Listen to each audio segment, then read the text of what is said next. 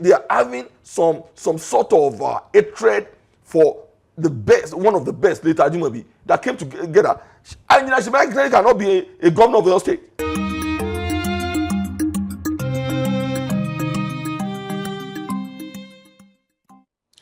Good morning and welcome to the big story on Daybreak Live, where we break down the headlines that shape the nation's pulse.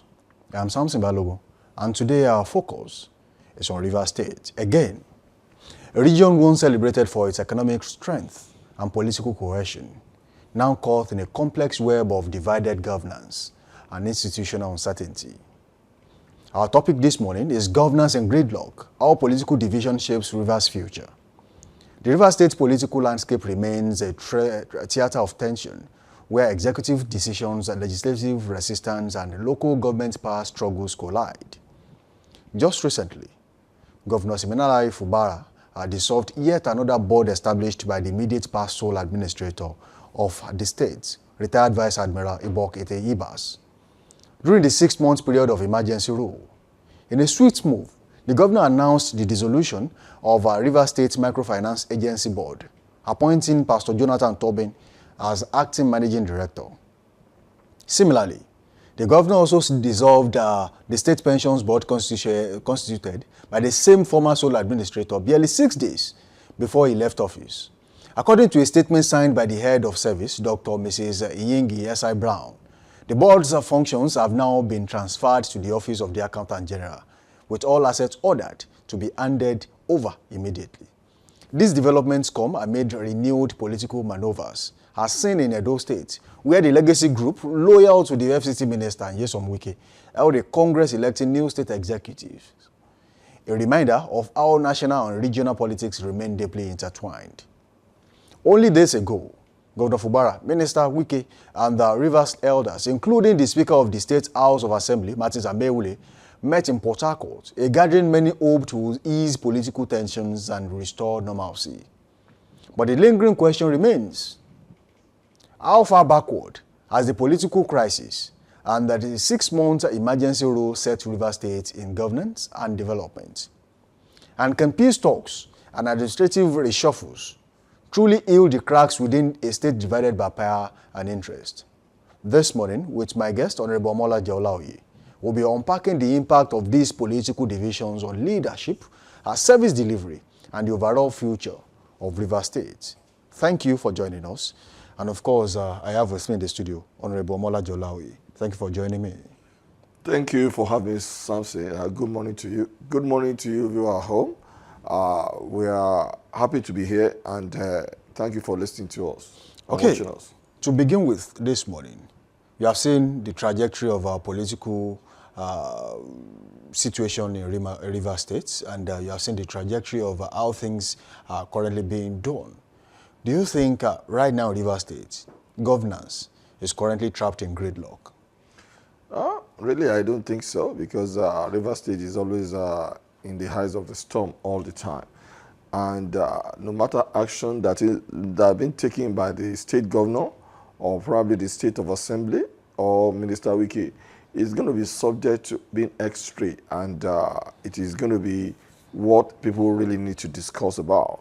But for what I've seen, it is not, they are still trying to watch their steps, and nobody don't want to, none of them just don't want to misstep or do something that is going to drag the, the Rivers State into the mud at this particular moment. So for now, we are just seeing political action going on that need to be taken. That is what I see.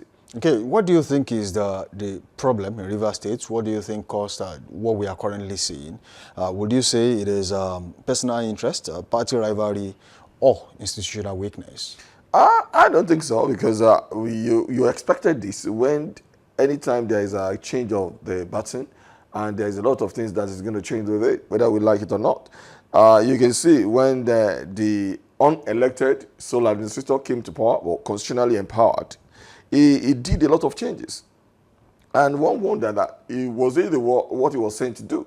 But he said himself that he needs to work with people he can be able to be trusted.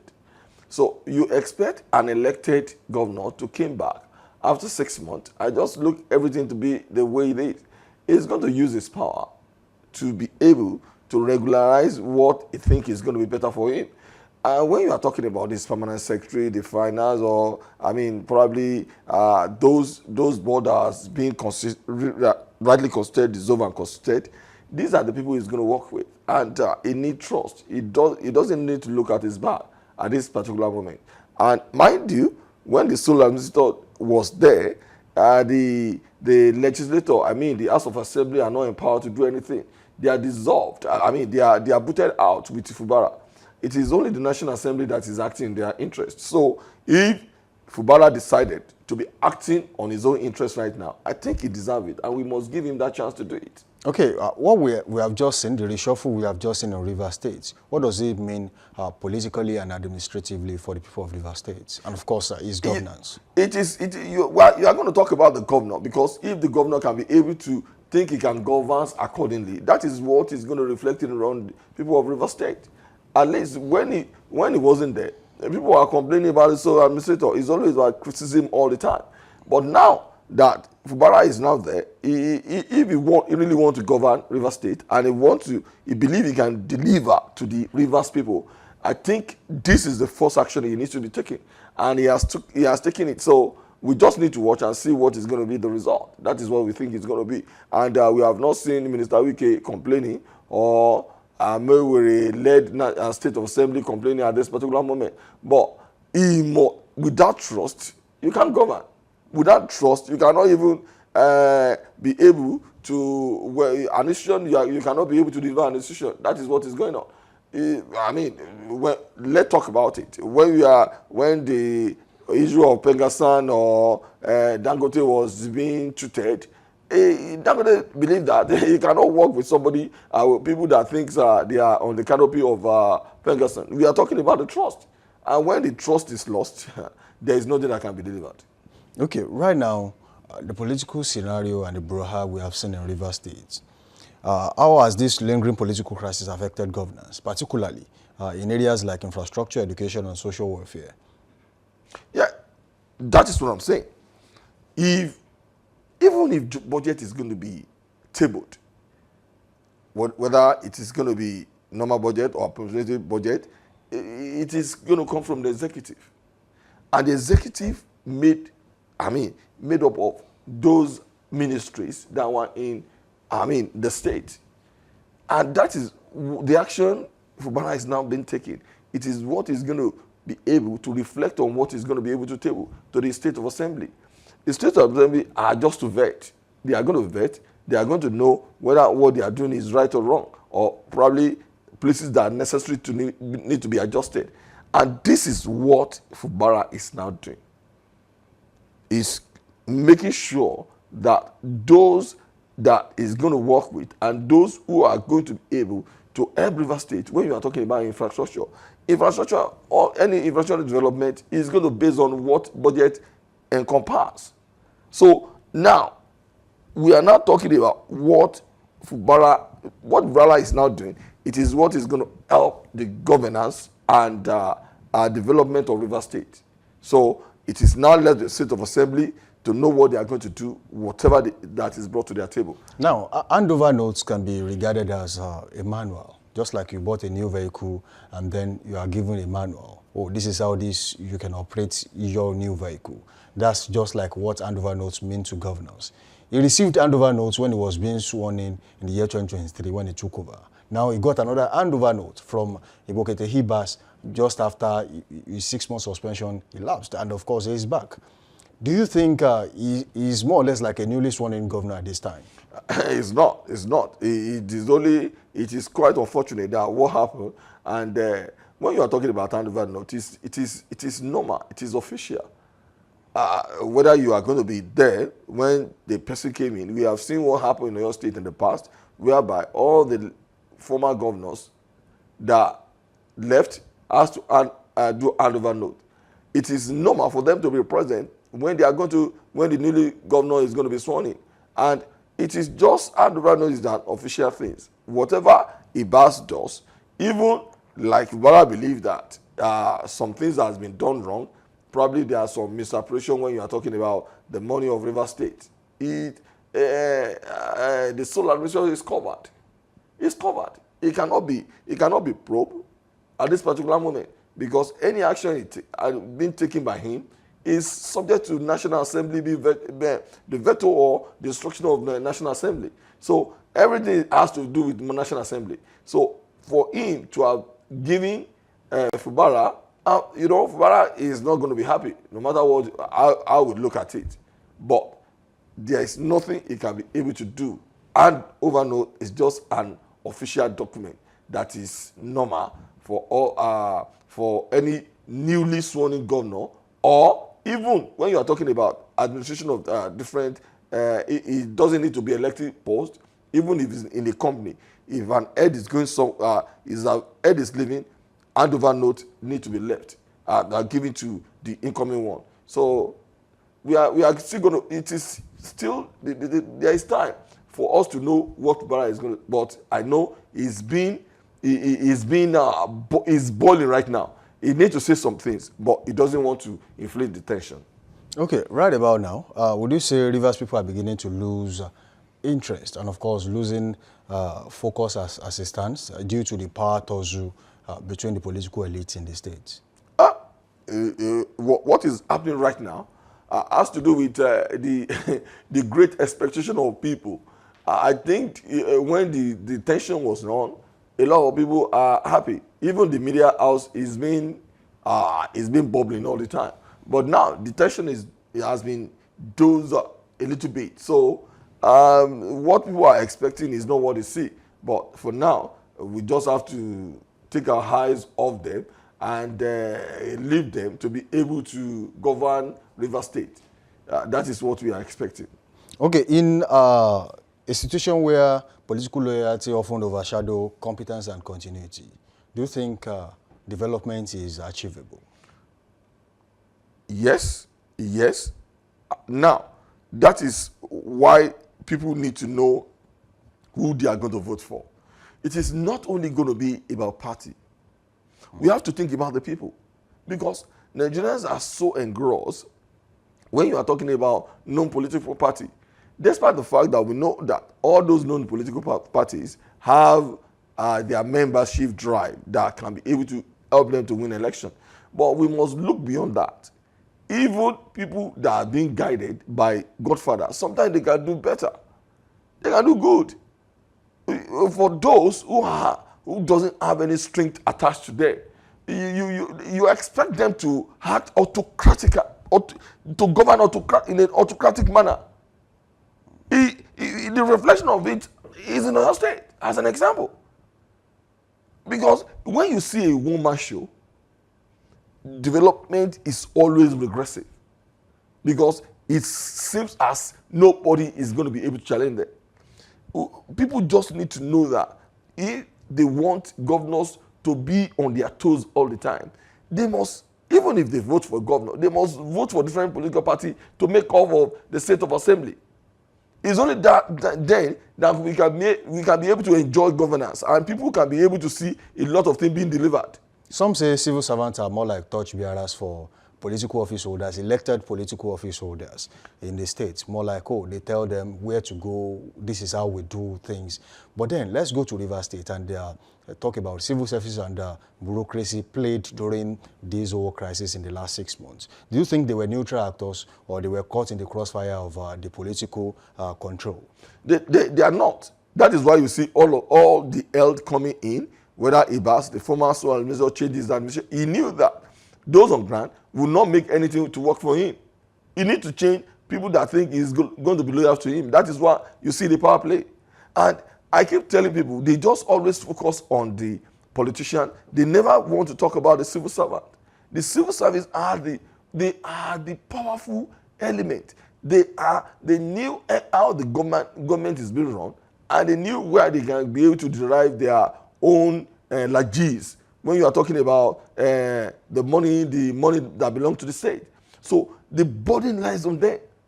When people are now talking about the corruption, we have seen that even now in construction industry, whereby you see a lot of estate, it is subjected, a lot of that money that's been pumping into those estates, it is not even from politicians. Many of them are from civil service. So that is why the civil service and the civil servant has they are very powerful in governance. So with them, without them, nothing can move. So that with what is happening, that is why Fubara or Colonel Ibas have to change all those who in charge of civil service when they are coming in, and they believe with that they can be able to govern and even see any corner anything they like. So I think that is what is going on. Okay, is this division in River State just a local power struggle? It mirrors a reflection of what is happening at the larger picture in the country. Exactly. It is a reflection of what is happening at a larger picture in the country. That is what is happening. I remember there was, when Buhari came into power, a lot of GDG were changed because before he left, before he came into power, a new DG was sworn in by Jonathan. And because he knew all these DGs, they are in different ministry as well, and they know what is going on, and they have to be changed. Until these people went to the court and have to do what? They have to went through the court process, and the court said that the President Muhammad has no power to be able to change them because they have been sworn into that position, and they are going to look, and there are numbers of years they have to spend. So it is reflection of what is happening every sectors, even within the ministries. Any elder came, he's going to make sure he change some people because he's going to be looking for those who are going to be loyal to them. That's what's been done. It is in the ministry, in the military as well. You see, whenever every president came to power, he would change all the military chiefs because he wants those people that can be loyal to them. So I think that is what is going on. It is always repeating itself, and I don't think it's going to stop in Nigeria. What are the immediate consequences of the current impasse in River State, and what it means to an average Riverian from people from River State? Average Riverian, whether you are from Oyo, whether economically, you are socially, they really don't care about what is happening. They just want to see any peanut being given to them. Once they see that, once you run a populist system, people are aware with it, even if it's not going to reflect in our life, even if we believe it's not going to be subject to progressiveness of that state. For now, Riverians don't care. They have seen their Fubara, whether we like it or not, and whether they can be able to muzzle the power to be able to bring Fubara back during the next election. That is for them to know. But for now, in Nigeria just think about the moment. They don't think about what is going to happen tomorrow. At this particular moment, Fubara has been installed. We can see that the detention has been done. Nobody is asking questions. Nobody is taking anybody to court. I think people are just going to be going on their normal duty. All right, let's come back to your state this morning. Over the week, you're a member of the APC. Yeah. Just over the weekend, one of your aspirants in the APC, who might aspire to be governor of Oyo State, said it's his turn. I'm sure you saw that. Yeah, I saw that. Does he have the pedigree, the political will, and of course the strength to wither the storm and become the governor in Oyo State? He is. He has it. That is why I keep telling people, it was quite unfortunate. Sometimes a day is too long in politics. In 2018-19, he is the best among the pack. But he lost. He lost, yes. 2023 contested. Yes. He lost. No. When he contested in 2023, it's another ball game entirely. He played the spoiler game for the APC. No, it doesn't. He left the party. I am part of the people that left the party. He is not a spoiler. It is just believing about principle. If he really want to play a spoiler, he's going to wait in the party and he's going to vote and work against the party. He didn't do that. He left the party and go to another party entirely. He took almost half of the party with him when he was leaving. That is normal. He took his loyalists. That is normal because people who you don't see that as spoiler game. It is not a spoiler game. It's a matter of principle. And that is expected. That is embedded in constitution. You can be able to join any political party at your own will. You can be able to form any association and join any association at a point in time. And the constitution is so explicit that you cannot be two card-carrying member of two political parties. If you are leaving one, you are going to resign to go to others. And I am telling you, he was the best among the pack. If not for the coalition or people that join together, because they really they are having some sort of hatred for the best, one of the best, later Ajimabi, that came together. And Shimai cannot be a governor of your state. Will his performance as Minister of Power be a determining factor? He is. If people are going to be genuine. How successful do you think he is as the Minister of Power? He is successful. The power, the energy sector is now improving. People that said they don't. People will disagree with you on that. I don't know. How many hours are you enjoying electricity here? Where in my village where I came from right now, you are talking about Pagun after Olodo. I am telling you, we're enjoying nothing less than 18 hours of electricity non-stop. Even 20. I'm telling you, 20 hours. Where that place is not well dataed. You cannot compare it with like Mokola or Yemetu or Oje or those that are well data when you are talking about power generating data when they were well metered. We contributed for even transformer. It is not his fault. He's just coordinating, but he is coordinating power because power has been given to those independent company that can be able to run it. But at the end of the day, power electricity generation is really it has tremendously improved in Nigeria more than before. Is Bayo Adelabu President Tinubu's boy? He told his as people that President Tinubu has instructed him that he is not going to contribute to anything in your state. Everybody must go out and fight for themselves. He had not even announced his return to the APC and was given a ministerial appointment. He has announced before the ministerial appointment is being given to him. And ministerial appointment is subject to the interest of whatever the president wants. Isn't that meant for people within the political party? No. Party members? No. Chief Bolage was still the member of AD when he was being selected to become Minister of Power. It is repeating himself. During the time of Obasanjo, Chief Bolage was a carry member of AD, and he never left AD before he was being appointed as Minister of Power. So then, Bayo Adelabu was the best candidate Oyo State will have. You can see, during the time he's being great by National Assembly. It was out of the best 2 or 3, it was one of the best 2 or 3 when he's being great. It was subject to a lot of greed and a lot of questions were asked.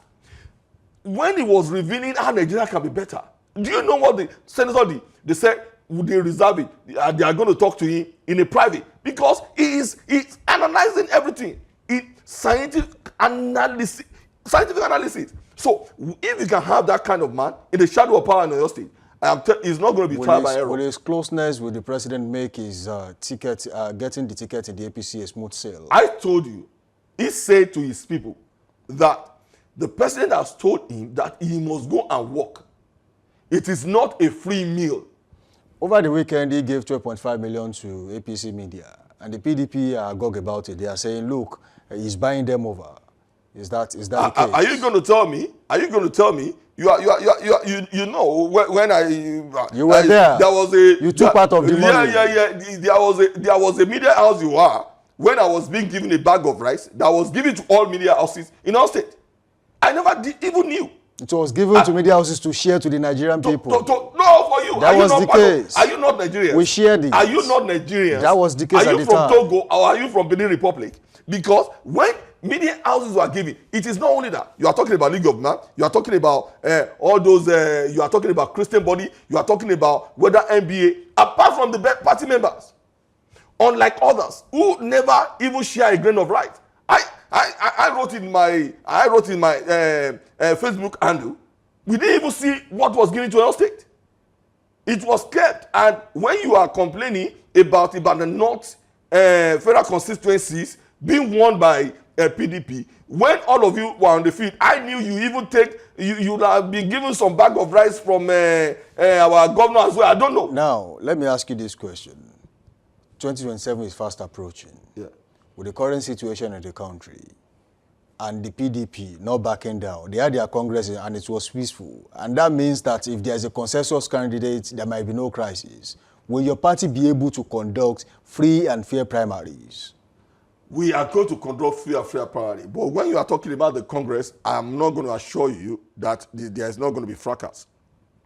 I keep telling people, we have a array of gladiators in Oyo State APC. Oyo State PDP is being run by a one-man show. And when you see so many gladiators, they are going to have diverse interests. Honorable Mola Jaolawe, yes. We'll be back to talk about Bayo Adelabu. Yes. And most definitely, there's a lot to unpack. Thank you very much. I can see you want to talk about Bayo, but I have facts, and I'm going to really I want you to bring it on. I want you to bring it on. Thank you for joining us on the show this morning. Thank you. All right, Rivers State stands today as at Crossroads, one that will either redefine its governance structure or deepen the cracks of the mistrust and rivalry in the state. As political actors recalibrate their alliances and ordinary citizens, the workers and the pensioners and the entrepreneurs remain the true victims of stalled governance.